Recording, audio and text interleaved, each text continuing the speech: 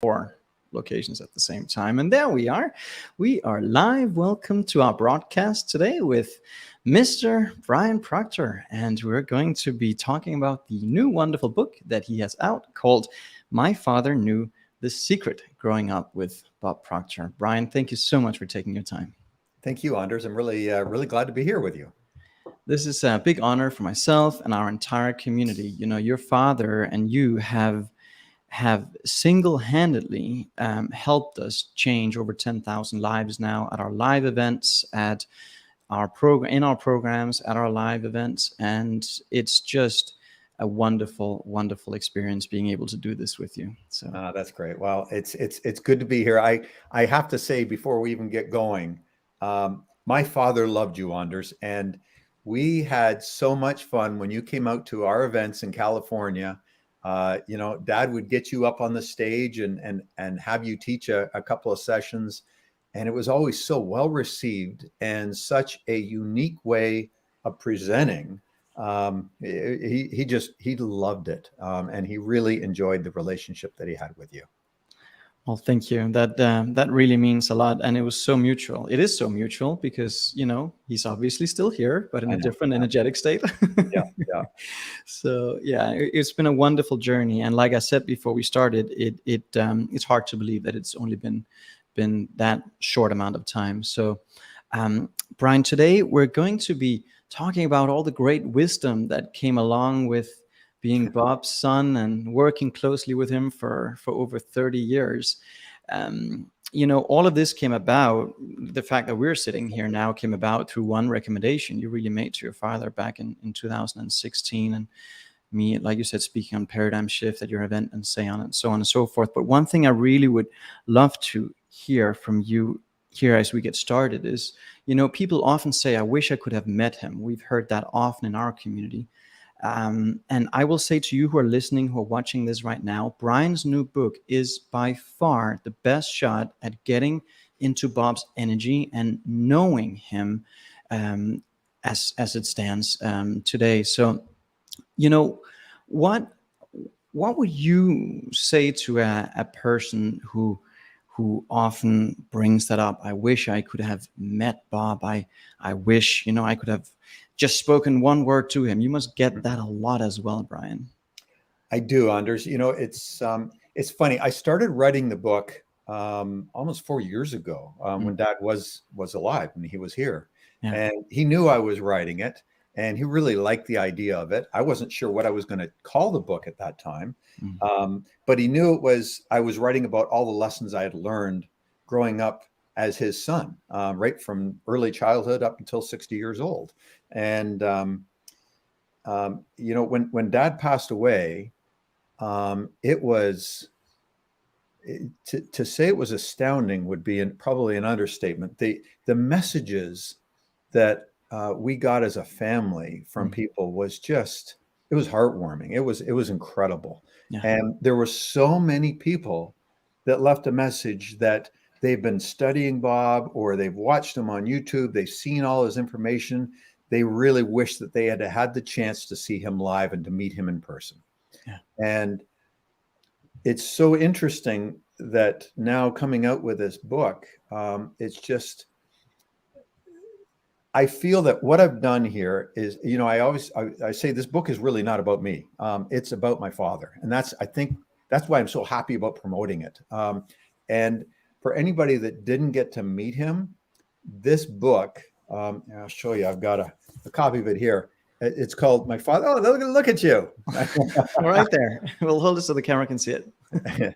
So in that book is really, it allows you to meet my father and to know my father in a way that you could have only done if you were in front of him. My wife said when I started writing this, she said, Brian, you're the only one who can really write this book. You grew up with him. Yeah. I was around my father right from day one when he got started in this business, when it was a tough business to get started in. And I share all the stories of intimate moments that I had with Dad, and the things that he taught me as I was growing up and right up until just before he passed. just such valuable lessons that I've been able to apply in my life, Yeah. that I know that anybody watching, if they get this book and read it, you'll be able to apply it in your life and live just such a, live in such a great place, live from such a great space. And I feel anyway, I think I've nailed the stories in such a way that you can actually learn from the stories, Yeah. and then more importantly, take action so Yeah. that you can actually change your life and go in the direction that you want to go. That is so good. And that's what I love about it. It's not just, it's a bio meets personal transformation, because there's some tangible tools you can apply. There's reflection exercises. It's very, very transformational. Now, the process you mentioned started in 2019. What was the moment or thought that made you decide to actually do this? Well, the moment of thought was a conversation I had with my wife, Corey. Um, I had been thinking that, I need to write a book. And I said to her, I said, I've got so many things that I've learned, obviously with Bob Proctor as a father, that I really felt I could put something into a book that could go out to the masses that people can afford without spending thousands and thousands of dollars, that it can really get out there in a big way. And the first thing Corey said to me, she says, well, why don't you write about what it was like having Bob Proctor as a father? And I thought, well, that makes sense. I mean, at every seminar I'm at, like every time, I can tell you thousands upon thousands of times, I get asked, what's it like having Bob Proctor as a father? And so this book really answers that question. There's not a simple answer to that. But I think with everything that I've instilled into that book, I think really answers what it's like having Bob Proctor as a father. I feel it's, once you get through that, it's pretty clear what it was like. Yeah, absolutely. And I love the stories, the personal, really heartfelt stories that you put into it. And anyone that's been in your father's presence will testify to that sort of magical aura that he had around him, Mhm. and the just an ability to make anyone feel like they're the most important person in the world. What do you think contributed to that? Well, I don't know where he learned that. But he calls that an impression of increase. Mm. And it's really the whole meaning of an impression of increase is that you leave everybody you come in contact with feeling better that they came in contact with you that day.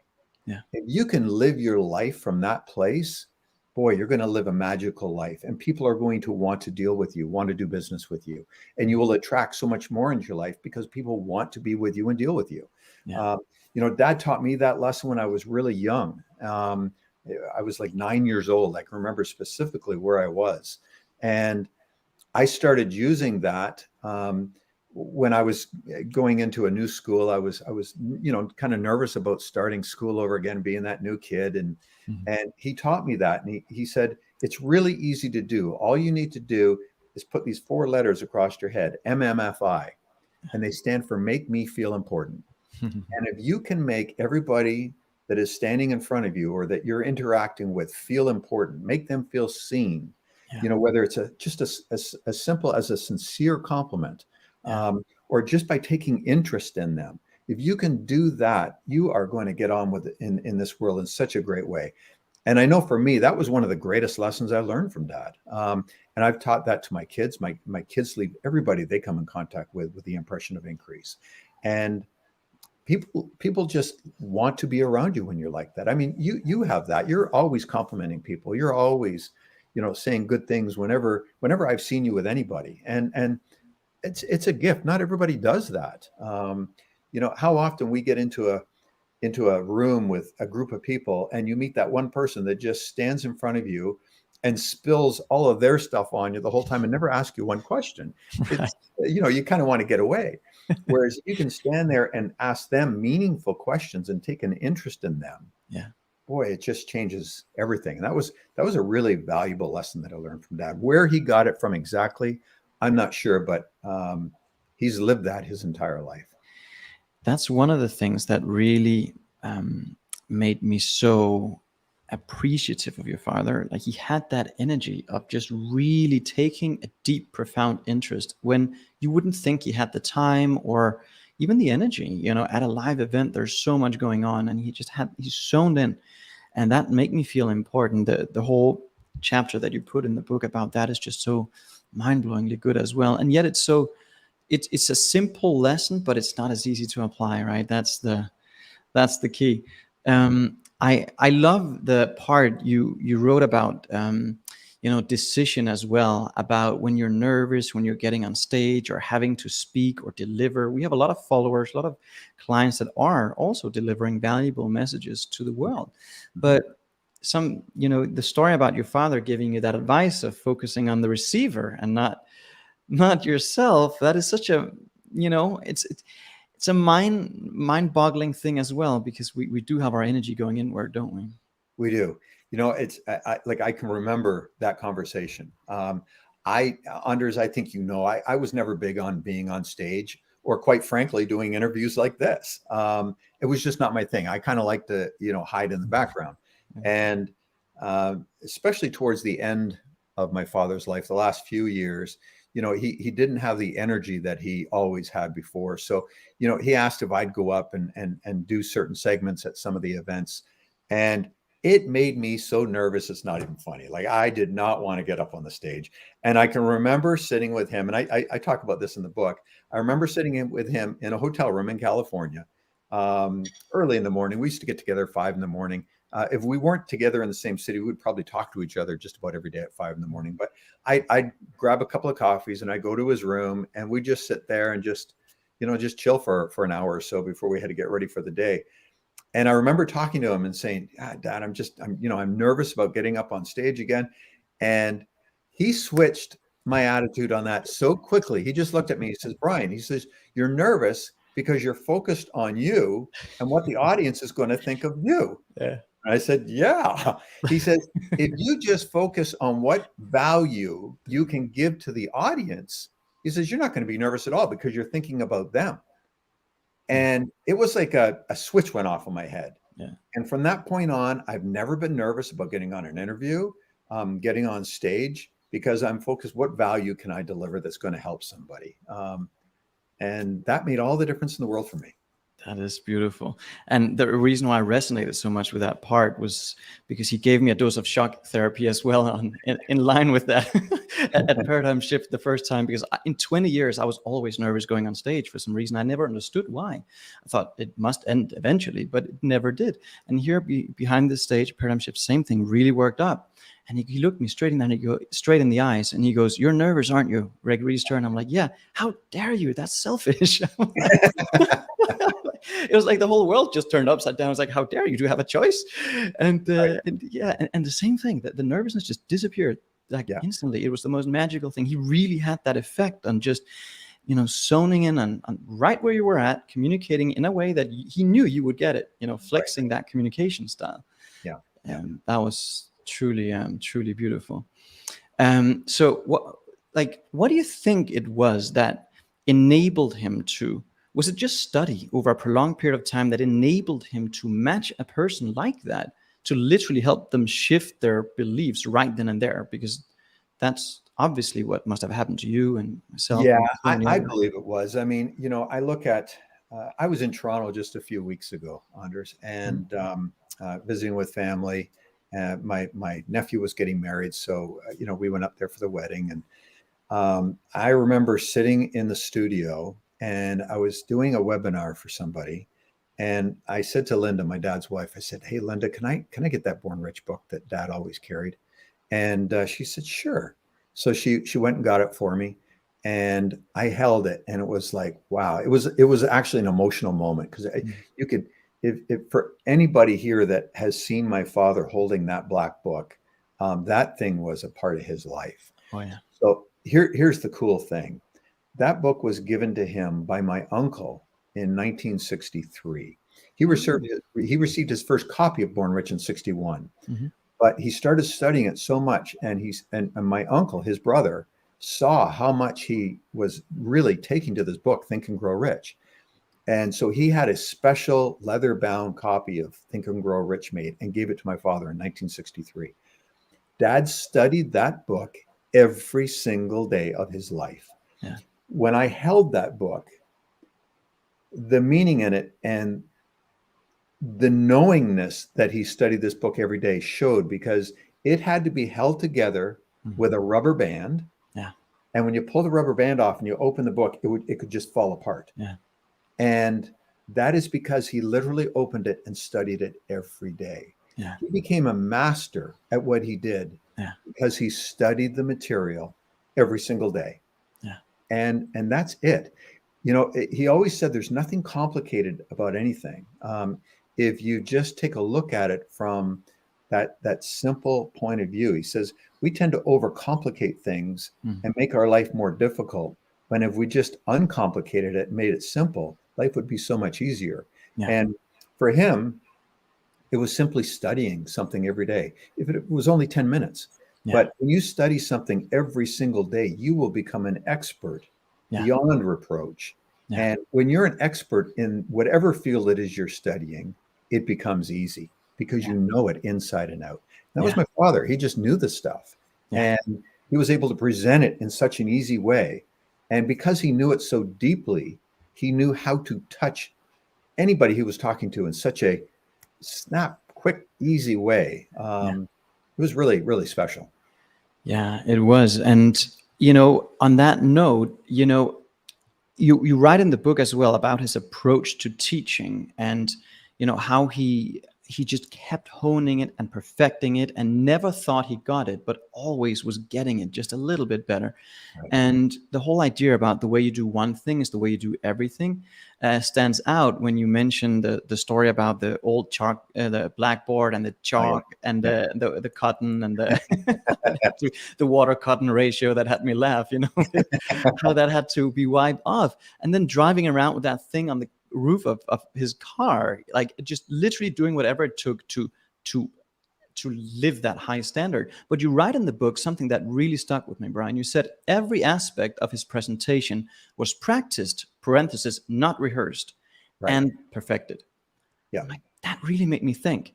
So, you know, so every day he would just constantly practice and hone and tweak for perfection. Every day. I mean, I you know, I can say that at the end of his life, he would be putting on an online event that maybe went for an hour or so. And Anders, he was not doing well. He was in a lot of pain. He wasn't feeling good.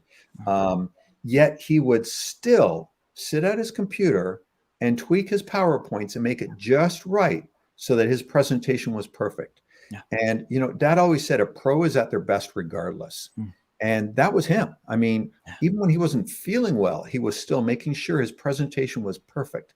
And I said to him, I said, Dad, why don't you just use a PowerPoint presentation that you've already got, that you've done before? And he looked at me like, what's the matter with you? And it was like, no, Brian, I need to make this right for right now. And that was what he was all about. And then he would get on and he would do that presentation. You would have never known he was not feeling well. He did his best regardless of what was going on in his life. He gave you the very best he had. And that is a trait that, boy, oh boy, we can all learn from. You know, it was really special. There's such a big lesson in that. You know, he, even when he wasn't feeling too well, I remember he and I were having a conversation and he goes, Anders, you know, you need to call me more often. And you're not calling me because of your self-image. You realize that.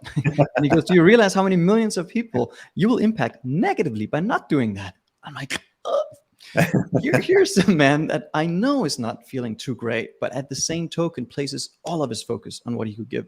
I mean, that is just so mind-blowing. You know, there's a big lesson in it, though, for all of us that are perfecting and honing our craft, in that, you know, most people will sort of do it until it works, right? The real pro will do it until it can't fail anymore. Right. And that was really your father, kept striving for more and bigger and greater. And, you know, having that feeling of, you know, just getting laser focused on an outcome. How was it as a coworker, not just a family, not just as a son, but also as a coworker? Because you guys with Proctor Gallagher, like literally being a global leader in this and, you know, getting to that point with the company, how was it working with him on a team like that, where he would just laser focus on an outcome regardless? It was great. You know, here was the one great thing with Dad. is that when he thought up of an idea and wanted to move forward with it, we moved forward with it. And everybody got online, or in line, I should say, and we all did whatever we could to get to the outcome, to make it happen. So often we see people that have an idea, something they want to do, and they plan and they plan and they plan and they plan, and they never actually step out and do anything. Or by the time they do, they've so overplanned it that it's not going to be valuable anymore. Dad was always of the opinion that you come up with a good idea, you just got to step into it. You just got to start taking action, and the way will show itself as you keep stepping into it. And so it was amazing working with him like that, because he'd have an idea and boy, you would just do the best you could in whatever it is that your part of that project was, because that's what he expected. He demanded it, of course, but he expected that. And because he expected it, we all lived up to whatever he was looking for. And we would all make that happen. And it was a great way to work. There's a lot of lessons there too. There really is. Yeah, absolutely. Tapping into the no thing, working backwards from that idea. Right. And I remember first time he and I met, he asked, how do you create an illusion, Anders? And I told him I go to something that I feel is impossible, and then I just sort of work backwards. And he goes, that's sort of what we've been doing. It's a sort of the similar approach to totally different fields and industries. But I remember when we wrote, we worked together on the Secret to Real Magic program, and we recorded it in Toronto. I was talking to him about a challenge that I had on a personal level with my health, and I guess, Dick, what should I do here? And he just laughs. He goes, sometimes some guy told me to build an image of something they considered impossible and work their way backwards. He hit me in the head with a newspaper. Yeah. That was such a good lesson. He was like, okay, of course, we have to take our own medicine. But he was the master at taking his own medicine, and really. He really was. It's funny you say that. I got a little side conversation, but it also talks about something I share in the book. One of the things Dad and I always did was, especially in our early morning conversations, so often people get caught up in gossip and all kinds of nonsense, and they talk bad about somebody or say, can you believe what this person's doing? Dad and I, we used to get in the habit of what I call talking good about people behind their back. I love that. And you saying that brought me back to one of our conversations. I remember Dad and I talking about you, Anders. Oh, really? Yeah. And this was right after you had talked about that situation, about how you create an illusion that's so crazy and then work your way back from it. And he was telling me about that. And he says, what a great concept that is. He says, that's exactly what we do when we're going towards something. We go for something really big, and then we work our way backwards so that we can get there. And you presented him with a different, unique spin on something he's always done, and he loved that. And here was the great thing with Dad. He was never, ever afraid to learn. He didn't think he knew it all. And that's a great testament to what he was all about. And I think the way we should all be. I don't think we should ever stop learning. Absolutely not. And, when it comes to creating big shifts, big results, your dad was a master at it.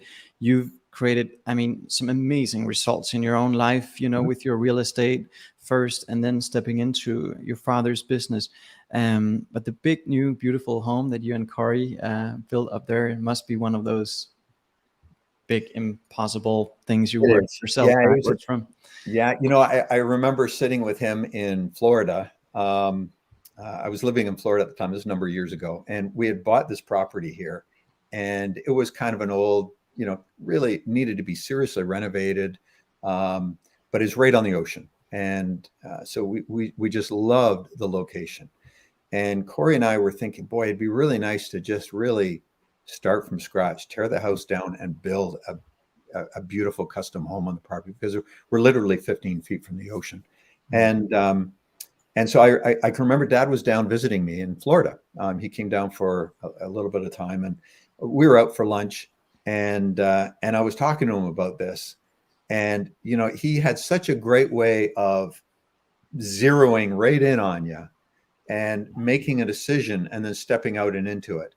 Mm-hmm. And he said to me, just quite simply, he says, Brian, is that something you really want? Because I was telling him, really, I was kind of telling him some of the reasons why we couldn't do it. It was going to be a lot of money. Yeah. And I didn't want to get a mortgage. We wanted to pay for it, and we wanted to do it like, first class. And Dad kept he looked at me. I'll never forget. He looked at me at one point. He says, "You should start practicing what we preach." And he says, "Brian, you don't need to figure out how you're going to do it. All you need to know is, do you want to do it? Mhm. And if you want to do it, you have to make a decision, and you're going to go for it. Yeah. And then the way will unfold as you keep stepping into it." Yeah. And it was, I can remember exactly where I was sitting in this restaurant at the table. And I looked him in the eyes and I said, "You know what, Dad, we're going to do it. That's what I want to do." And we stepped into it and we did it. And we're now living in this house. Took a couple of years to build, and it is everything we wanted. We did what Dad would have done. Anything that needed to be done, I said to the builder, I said, "If this was your home that you were building for yourself, how would you do it? And what kind of materials would you use?" And so we have this house. It's custom built, and it is magnificent. And we're living it now. We're enjoying it, and we're enjoying the reward of this because of something simple, of just making a decision and then starting to find the way there to get there. And it wasn't always easy. I won't lie. But we figured it out, and we did whatever it took. The cool thing, he always said, you need to have a goal that inspires you, that you don't have a clue how you're going to achieve. If you have that kind of a goal, it's going to inspire you to do things that you would never normally do. That's He it. says, if it's a goal you know how you're going to do, there's no inspiration in that. None. And it's like, wow, that's it. And it's in its real simple form. It's amazing. Well, congratulations on that new home. We managed to buy our wonderful new apartment here in Miami as well, after making just a decision. And I kept telling your father last year, like, we really want to do this. He goes, "Well, what's the matter? Just go buy it." So just and we had an agreement. I was to send him the pictures the moment we closed, and then he transitioned into non-physical. But we feel that he definitely were watching that process and seeing it unfold. We have some questions as well from the community, Brian. One of our participants, Joshua, he asks, from your perspective, Brian, what kind of legacy did Bob create for the family, and then subsequently the world? Like, how has it impacted your family as a whole? Well, it's impacted our family. I mean, I guess I can speak for other people. I can truly speak for myself, and that's really what the book's all about. The book talks about how he impacted my life for sure. But in a simple answer to that is, he showed all of us how to live a better life, a more balanced life, and a bigger life. He always had us focused on goals, something big that we'd be going after, and really taught us that we've got to go after those big dreams, the big goals. Don't settle for the mundane. Don't just do the day-to-day, thing that most people do. Don't do what the masses do. And that was a gift. It really was. And I know he taught that in the seminars, and not everybody took it to heart, but a lot of people did. I mean, you're certainly one of the great examples of that. And that's really what he taught us. He taught us to take the lid off and go after what it is you really want in life, because we're only here this time. And why not make the best of it and live the best form of it? Absolutely. Yeah. Absolutely. It's so good. And what I love about the book as well, and what you often bring up in it, Brian, is how your dad had that lightness about life. Like, regardless of what happened, he had that sort of light, almost childlike sense of wonder for the world and things around him, and just really being curious and open-minded. And that genuine laugh, like he would have, that you just could hear, miles away. I remember we after the recording of that program, we wanted to give him a gift, and we thought, well, what do you give a man that sort of is hooked up to infinite source of supply, like that's. And so he obviously loved his dogs, and so we gave him this dog collar. Louis Vuitton at the time had some specialized editions, and we had Miss Lee's name on the name tag. And so when it was so funny watching him opening that that gift, because you could see he probably thought it was another, whatever, wallet or something. And he was like, he saw that it was from Missy Lee, he just cracked up laughing. And it almost shook me, because I never heard him laugh that way. But like, how was it living with a father who, also like yourself, have been faced with, not so nice things, betrayal, hurt? How, what was it that enabled him to just move quickly on from it and not let it nag him? You know what? It certainly was his awareness and his understanding. Anders, I think part of this world is we have bad stuff happen to us. It's not always good. Sometimes there's bad things that happen. And the great thing that I learned from Dad was he always said, if something's bad is happening, there's got to be a good to it. He always said there's two sides to everything. There's good and bad, up and down. And he says, so if something's really bad, there's got to be something good about it. And he lived that way. Even when something bad was happening, he tried to look for the good. And that was just his natural way of being. I wrote a chapter in the book called Looking Through Rose-Colored Glasses. And it's really based on that, because, we can see the negative or we can see the positive. It's our choice. And I know that there's a lot of people that have experienced negative in their past and, hang on to that. It becomes part of their identity. One of the great things with Dad was he showed you how to let that go, how to forgive and let go. To forgive doesn't mean to forget, but it means to just let it go. You let it go for your own sake. And, he said, all we've got is right now. On the cover of the book, I put the sand timer. And I never really talked about it in the book. That sand timer to me represents my father. Absolutely. And he was always talking about all we've got is the sand that's going through right now. He said, the sand that's already gone through, that's our past. It's already happened. It's in our past. Let it go. What's to come, we don't know yet. We can direct it and work towards, but all we've actually got is the right now. And if we focus on right now and the good, what good can we have happen right now? What good can we, even if something bad is happening, what can we do to counter that right now and live in the present moment? Your life will be better. Our life is always worse if we're living in the future or in the past, because we're creating these circled thoughts in our head. But if we live right here and right now and do the best we can in this very moment, in no time at all, we'll have a great life. He had a great saying, and I love this saying. It's always stuck with me. He says, you can't change the time you got out of bed this morning. It is what it is. Whatever time you got out of bed, that's when you got out of bed. You can't change that. So what's happened in your past has happened. Let it go and just focus on the right now. And there's a powerful lesson in that. Absolutely. And those videos that your dad used to do with that hourglass really, just stuck with me as well. And I remember him illustrating it way back to Born Rich, the video series from the 80s, right. and later on YouTube. And it's just such a magnificent, powerful lesson.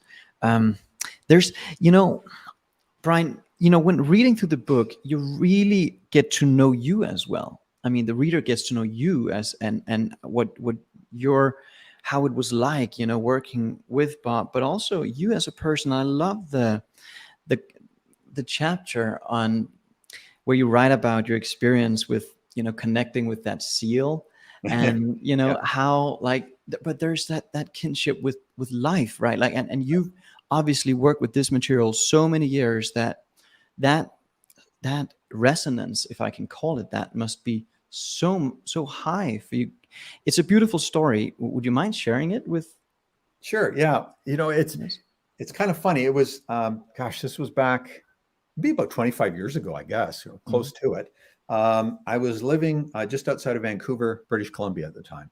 And I was at a house right on the beach. And I was just renting it. I was there for about a year, and I was just wanting to kind of get to know the area.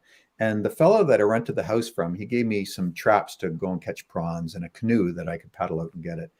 And every day I'd go out and I'd start setting these traps up. And at first I wasn't catching anything, but I started studying what I had to do. And one of the neighbors, I remember saying, "There's no prawns left here anymore." And I just thought, you know what? Okay, I can listen to that, or I can just go out and just keep working towards it. And all of a sudden I started catching prawns. Well, he couldn't believe it, but that's aside from the fact. the cool thing was when I go out there, one of the things I always learned from Dad is to always be at peace with wherever you're at. Mm. And there was these seals that were always coming around me. And I just love seals. I like nature in general. And we had this one particular seal that was always coming, and he'd come pretty close to me. He had a spotted little face. He was kind of gray, very light colored, just the cutest little thing. And I called him Pup, because he just looked like a little puppy, And I would talk to him gently, and he'd kind of look at me, and it was kind of cool. And that was kind of it. Anyways, one day it was getting a little stormy. I'd set the traps out, came back in. It got really stormy.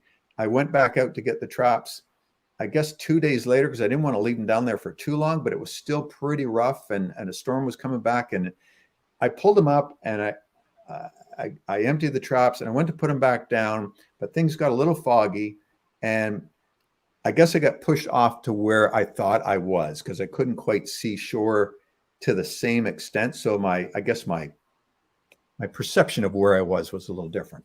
And I let the traps out. Well, the line kept going down. I guess I was in deeper water than I thought it was. And it took the whole buoy and everything right underwater. Nothing I could do. It was getting really rough. I'm just in a canoe. I didn't want to flip. So I paddled back in. I thought I've probably lost these traps. Yeah. Well, it was a few days later, the sun came out, and I went out starting to look for these traps. I just rigged a long pole with a hook. I thought if I can find the buoy down there, I can pull it up. And I was out there paddling around for a good hour, maybe 2 hours. And this one little seal Pup, he was around me. And it was kind of fun. I'm talking to him, and I'm just paddling around looking. I couldn't find it. So I gave up, came back into shore. And, Dad always said, follow your intuition, follow with what's guiding you. And here was this crazy seal. He was way out. Once I got to shore, I was starting to pull the canoe up. He was way out on the water, and he's barking, and he's swimming in circles. It was just really crazy. I mean, he'd done other things for me before. We would do flips and do funny little things, but like he was swimming in these power circles, and he'd never done that before. Wow. And I just remember standing there looking out and thinking, God, I wonder, could that be and I thought, I just got to follow my intuition. I got back in the canoe, and it was way out. And I thought, there's no way these traps are out here. Anyways, I went all the way out to where he was, and bang, there were the trap. There was the buoy about 6 feet under the water, and the seal had been swimming around. It was like he was letting me know where it was. Yeah. It was a pretty cool story. Wow. It was an experience that I'll never forget. And I remember one of the neighbors there. I'm from the East Coast of Canada, Toronto, and the West Coast people aren't as big on the East Coast people. So I was always that little bit of an outsider. And this one fella that lived on the beach, it was like that was the moment that I changed his perception of me. And he started calling the seal as Brian Seal, and his whole outlook on me changed because of my interaction in nature there. And it was pretty cool. And I think my interaction was because of what I learned growing up, with my father. He always said, take in your surroundings and be at peace with your surroundings. Right. He always said, even animals, even aggressive animals or whatever, you can counteract whatever's going on if they feel a genuine peace from you, that you're not a threat. And that's kind of how I've lived with nature as well. And it makes a difference. I don't know, as crazy as that may sound, No, it's such a beautiful story. And it actually, as you're talking, it takes me back to, when your dad, you guys had just finished a consultant training in Toronto, and I had just been visiting him. And it's just so happened he had to go to Vegas and that's another thing too, right? To help Jane Wilhite with her seminar while he was in the middle of his own. Uh-huh. But flew with your wife Corey and some consultants, and we were waiting there in the lounge area for the plane, and there was a little fly landing on my we were standing there talking, your dad and I, and a little fly landed on my wrist, and he goes, "Don't kill it," and he just sort of just gently brushed it off. I'm like, wow. There's that kinship with all of life that he must have had, that you obviously have in you too. It's just a beautiful thing. Yeah. Wow. You talk about in the book as well, around influence, the circle of influence and people around you in the chapter on mindset about social circles. And you write, this is an excellent example of why we need to choose wisely who will be in our inner circle. We need to have people that not only support our dream, but people who will enhance it by encouraging and challenging us. We also need to be that person for others. Outgrowing the people around us is natural when on a path of personal development. You don't need to cut them out of your life altogether. You just don't visit as often, and you don't spend as long. Right. You know, that's not easy for a person, I think, when they get into this material and start growing. What's what has your experience been with that, Brian? And you must have seen that happen a lot. It's never easy when you start growing at a rapid clip and you leave some people behind because they don't want to grow with you. And sometimes when you're doing big things, you will upset people close to you because you're changing. And because you're changing, you're causing them to have to change. They have to change their perception of you. And people don't like to be changed.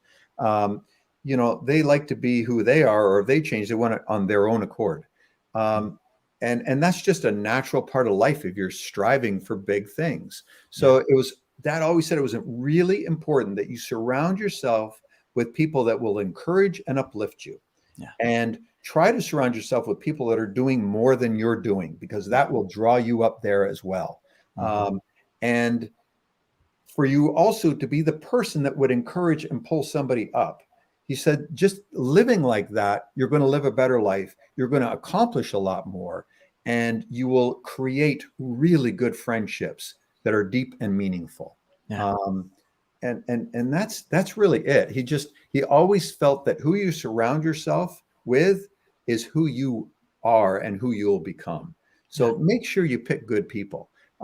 Sometimes we've got friends from school from way back when we were young, or family members, even, quite frankly. We've all got, those family members that you'll always have in your life. And as I said, you'll get to a point where you just don't spend as much time with them. And that's okay. You're not dismissing anybody because you're coming from a kind and good place, but you're mixing and surrounding yourself with people that are making it happen, people that are looking to grow. And when you surround yourself with people like that, your whole world's going to be different. And Dad lived that way. That was always the way he lived. So it was easy for me to learn because that's just all I ever saw. Yeah, that's so beautiful. Brian, when folks are listening to this and they read your magnificent book, there's probably going to be somebody in between who are going to be thinking, will this work for me, or has some doubt. And, one of the stories that you have in there is when you manifested your Austin Healey 3000, which is just so, like, you just can't make it up. I mean, it's just so on point, so specific. Can you, would you mind sharing just that story real quick? I know time is flying fast and wonderful company, and I want to be respectful of your time here. You have a lot of interviews to do, but for the folks who are doubting this, I think that story will really underscore how powerful this is and how accurate it is. Well, first off, let me address the situation of, will these stories or messages, can they help change your life? They definitely can. I've written the book in a way that you can open it up anywhere and start reading. And you'll get a good story. And then you'll have consider points that will actually show you how, or cause you to contemplate really how you can make that change in your life. So there's actionable steps. I think that's really important. The Austin Healey story is kind of a fun story. I've always been big on vision boards. For those of you that don't know what a vision board is, I think most people do, but I always created a vision board where I put all kinds of different pictures of things I wanted in my life. And that was cars, boats, relationship, a house mortgage free. I mean, I would just create a collage of images that I really, really wanted in my life. So it wasn't any one specific goal, but it was a series of dreams, really, of what I wanted. And I framed it in a nice frame. I didn't just do it on a Bristol board and stuck it on a wall. I framed it really nicely and put it in the bedroom. Well, one of the things on that vision board was an Austin Healey. I'd never been in one. I never drove one. I saw them at some car shows, and for whatever reason, I was just really attracted to the Austin Healey. I just thought it was a cool looking car. It sounded great. And I thought how fun that would be just to have a little car like that to bomb around in on a nice sunny day. So it had been on my vision board for a few years. Well, I can't remember what year it was. It would have been probably 2016, I think. Dad was being honored at Carnegie Hall in New York City. And I thought, man, I got to go to New York City and watch Dad get honored at Carnegie Hall. And there was a website that I had followed, Cooper Classic Cars. And they're right in New York City, down in Greenwich Village. And they always had like concourse quality cars, you know, Porsches, Ferraris, the Austin Healey's, I mean, Mercedes, just beautiful, beautiful cars. And I thought, well, I'm going to go in a day or two early and just kind of wander around. I like New York. I just like the vibe of the city, the big city. I couldn't live there. It's a little too much, but I love going there for a period of time and just soaking it up. I thought I'm going to go down to this Cooper Classic Cars and see what they got. Just take a look. Well, I went down there and it was closed, and I discovered it was open only for appointments only. Anyways, there was a little buzzer thing, so I rang it, and somebody was there, and they said to me, "Well, we're not open to the public. It's just by appointment only." And I just said, "Well, I've been following your site for quite a while. I really wanted to just take a look at what you've got." And he says, "Well, okay." He says, "I'll come down and let you in. I've got a few moments." And he let me in. Well, I walked in. They turned on the lights. And kaboom, there was this Austin Healey that was like brand spanking new, 1962. And it was exactly what was on my vision board, like exactly. And I was like, wow. And so he let me sit in it, and I got the feel for it. I'm like, oh boy, this is beautiful. So I started talking to him. He told me what the price was, and it was a fairly heavy price. And I was like, oh, I tried to play it cool. But it was certainly more than I wanted to spend. I had other things I wanted to do. I was still renovating a house in Florida at that time. And I thought, I'm not sure if I want to spend this kind of money on something like this at the moment. So I said, let me get back to you. And I left. I was turning 55 at the time. And for me, 55 it's been my favorite number forever. So it had meaning to me. I wanted to do something special for my 55th birthday. And I'm walking back to the hotel, and I had taken a bunch of pictures. Well, I did the one thing that I think you do if you want to move ahead and do something. I sent pictures to my dad, and I called him, and I said, "Dad, look at this car." I said, "Oh my God, it's beautiful." And he says, "Well, why don't you go back and buy it?" I said, well, it's really a little more than I want to spend. I don't think I want to do this right now. And he just kept going, okay, all right. And then I said the one thing that pushed it over the edge. I said, I wasn't sure what I was going to do for my 55th birthday that would make it memorable, because that's always been my number.